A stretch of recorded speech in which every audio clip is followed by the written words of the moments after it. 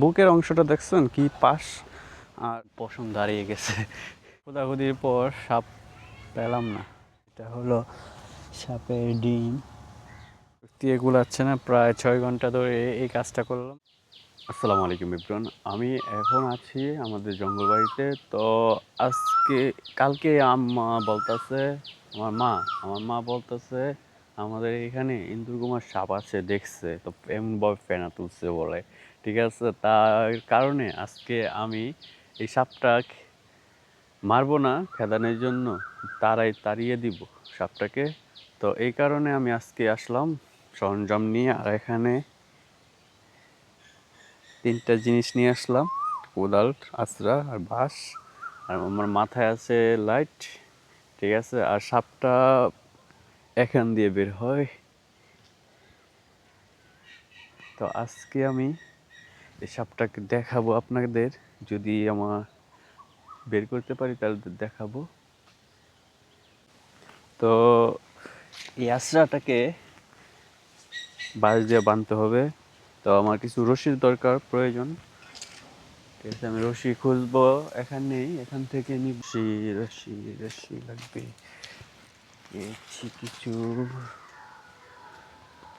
কিছু রশি পেয়েছি, চলবে এটা দিয়ে।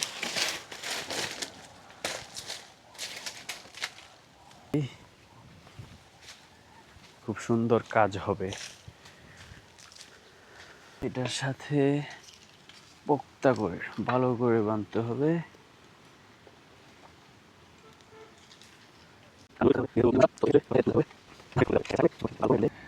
আমার সাথে কিন্তু আরেকটি গ্যাজেট সংরক্ষণ করে বাসা থেকে এনেছি। তো এই যে এটা হলো আমার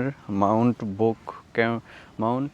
ঠিক আছে, এইটা দিয়ে আমি সামনে যা আছে সব কিছু ভিডিও করবো। আর আপনার এই ক্যামেরাটা দিয়ে আমি দূর থেকে ফোকাসটা নেব। ঠিক আছে, আর এটা তো আমার যন্ত্রটা কমপ্লিট হয়ে গিয়েছে। তো এখান থেকে এই যে এখানে সাপটাকে পরিষ্কার করে নিয়ে আগে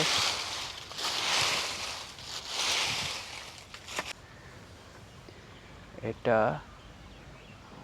কি হতে পারে, এটা আমার মনে হচ্ছে এটা সাপের চলম। ঠিক আছে, তো খুঁজতে থাকবো আজকে, দেখি কত পর্যন্ত আমি খুঁজতে পারি। এখানে সাপটা আজকে দেখাবো আপনাদেরকে, আর আমিও দেখব। আর মারবো না, চেষ্টা করব এখান থেকে দূরে তাড়িয়ে দিতে। আর চারিদিকেই পানি পানি পানি। তো এই ক্ষেত্রে আমাদের এখানে শুকনা জায়গা চলে এসেছেন সাপ গাছ, পেঁপে গাছ।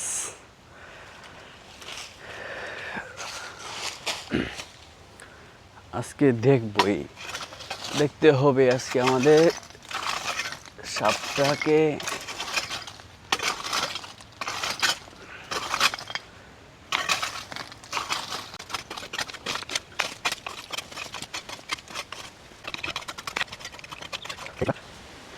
এখানে আছে সাপ আছে, সাপের চলমটা আমরা দেখালাম আপনাদেরকে। ঠিক আছে, দেখতে থাকুন আমার আজকের অভিযানটা।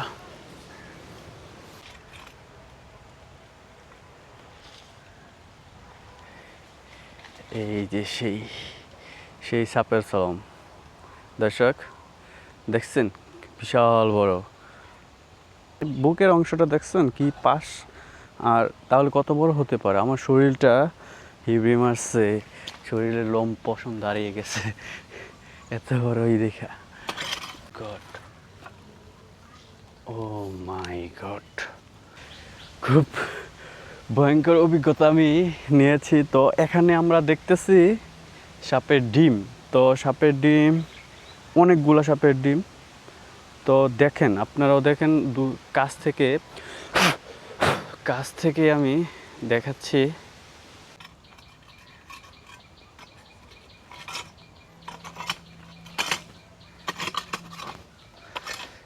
কতগুলো ডিমের সোফা।